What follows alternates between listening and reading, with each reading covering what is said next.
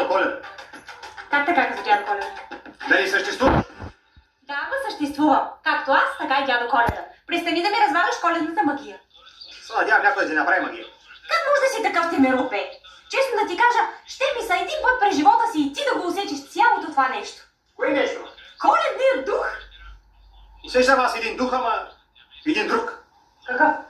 Полтергайст Спасо, който не ме остана на мира. Добре, разбрах да Коледа, ще си почиваме, ще се забавляваме. Мандаринка? Хубаво, няма да те тормозя с нищо, обещавам. Да бъда, надали.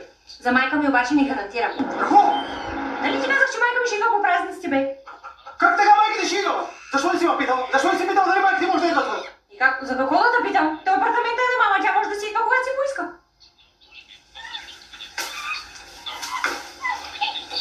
Спасо, нищо не ти ли трябва от магазина? Не, всичко си има. Вай! Какво са? Обещах на мама да изема дубайски шоколад, искала да пробва и забравих. Айде учиш да вземеш. Никъде няма да ходя. И без той на майка ти дебелия гъс, само той не е пробвал. Нали преди малко ме пита дали иска нещо от магазина, бе? Аз питах ако може ти да отидеш да заключи вратата след тебе. Иване!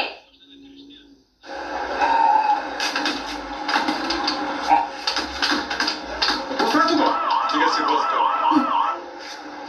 Господи, ти ли си? Знаеш към Господ ще знам. Тук горе повис. Виж, че магазин е затворен.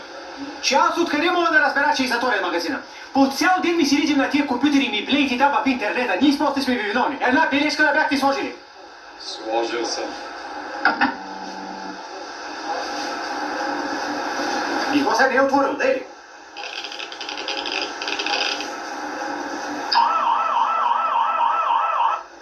Боже, бе, тук вече една камера и вече технологии. Има и други магазини.